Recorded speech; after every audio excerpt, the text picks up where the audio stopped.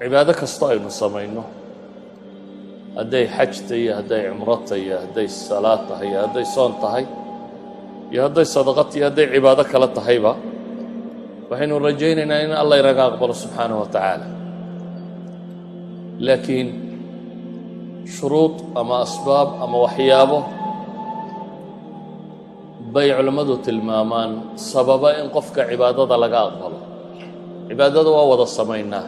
laakiin kuma cibaadadiisa la aqbalay Allah og subxaanahu wa tacaala sida awgeed baa waxaa laga sheegaa salafkii saxaabadii rag ka mid ah layta shacri man ilmaqbuulu fanuhniih waman ilmaxruumu fanucziih waxaa laga sheegaa caliy bn abi aalib inuu odhan jiray ee waa kuma qofka talow laga aqbalay camalka aynu tahniyadayne waase kuma ka laga xaaraam yeelay in laga aqbalo aan tacziya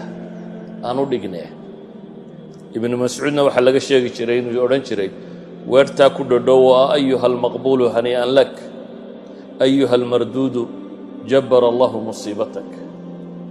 ka cibaadaadka laga aqbalayow bogaadin baa kuu sugnaatay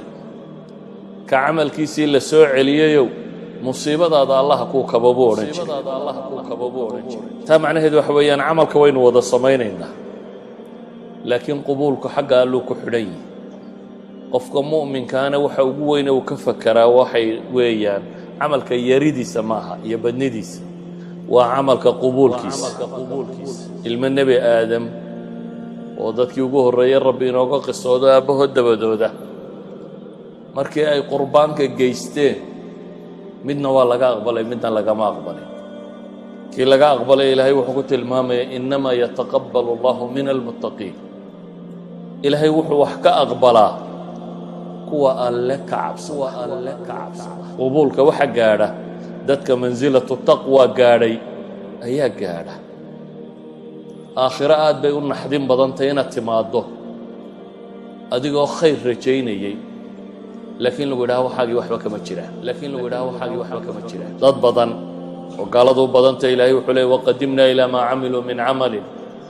fajacalnaahu habaa'an manhuura waxaanu u soo horumarinay buu ilaahay leeyay wixii shaqo ay shaqaysteen waxaananu ka yeellaa maxay habaa'an manhuura boodh la saydhiyey ama siiga la saydhiyey qof camal sameeyo islaha waa la aqbalay oo aakhiro markuu tago wixii uu rajaynayay waxaan ahayni ka soo horbaxaan ilaahay baa qur-aanka wuxuu ku leeyay qul hal nunabbi'ukum bilakhsariina acmaala ma idiin sheegaa kuwa camalkoodu hoogay khasaaray aladiina dalla sacyuhum fi lxayaati addunya wahum yaxsabuuna annahum yuxsinuuna sunca waa kuwa adduunka intay joogeenba camalkoodu lumo aan la aqbalin iyagu se moodayay in acmaasha laga aqbalay idan ayuha alaxiba ilaahay wuxuu leeyahy waman araada alaakhira wasacaa laha sacyaha wa huwa mu'min faulaa'ika kaana sacyuhum mashkuura ninka aakhiro doonaya acmaashiisa ibtiqaa'i wajhi illaahi ku doonaya oo aakhiro u shaqaystay wasacaa laha sacyaha camalka aakhiro la aqbalana la yimi isagoo mu'mina faulaa'ika kaana sacyuhum mashkuura kuwaa sacyigoodu waa mashkuur ay maqbuul waa mid looga mahadnaqo waa mid alle subxaanahu wa tacaala ka abaalmariyo haddaba ayuha alaxiba ilaahay subxaanahu wa tacaala waa haniyun can acmaalina marka hore waxaynu shaqaynayno o dhan ilaahay hani buu ka yihi laakiin waxa aynu samaynayno ilaahay wuxuu leeyahy waan idinka shukri naqaya waa idinka abaal marinaya ilaahayna wuxuuna leeyahy waman yashkur fainamaa yashkuru linafsi ninka alle subxaanahu wa tacaala u mahadnaqee taacadiisa sidii ula yimaada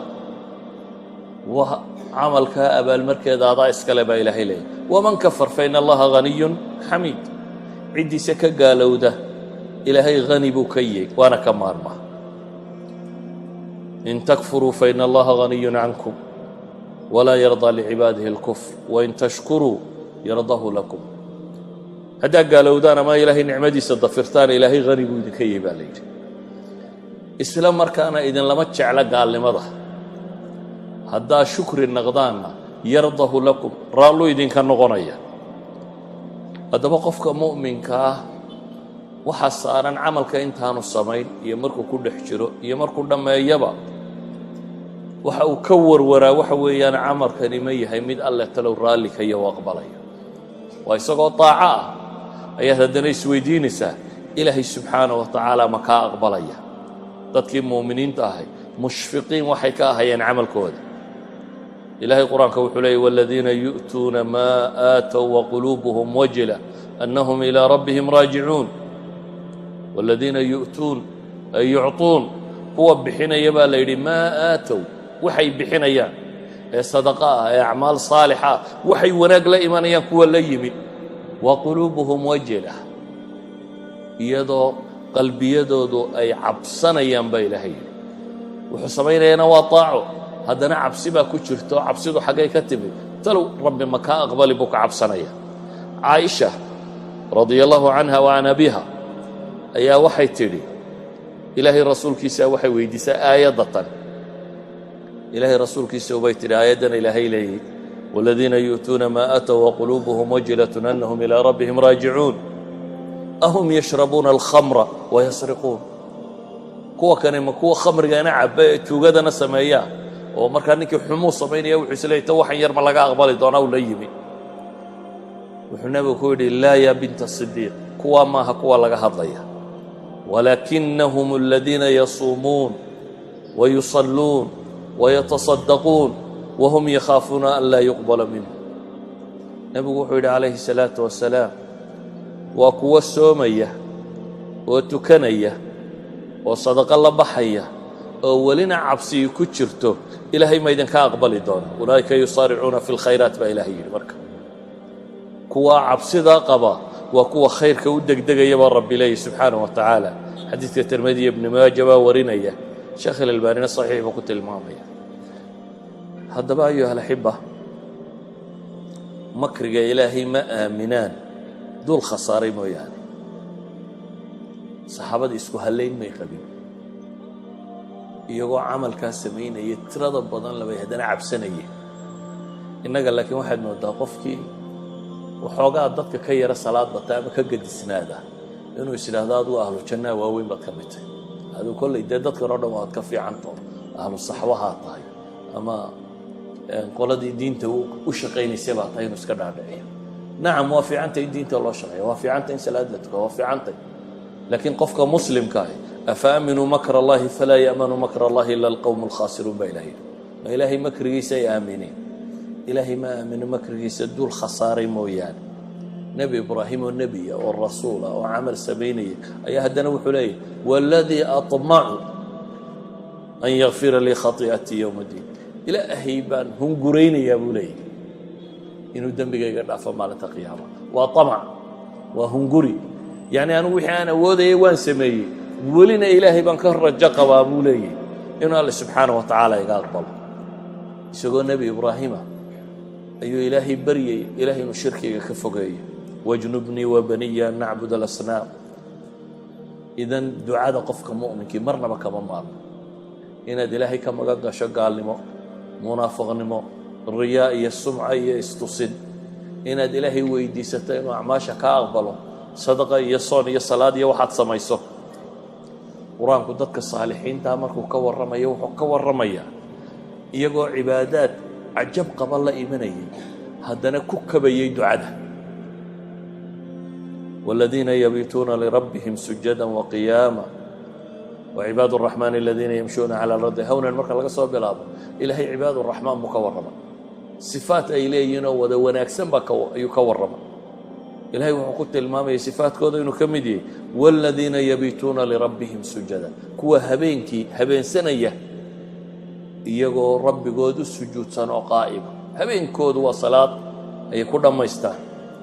haddana ilaahay wuxuu raaciyey والذيina yaquuluuna rabbana اsrif cana cadaaba jahannam waa kuwa ku ducaysanaya barya ilah cadaabka jahannamana weydaari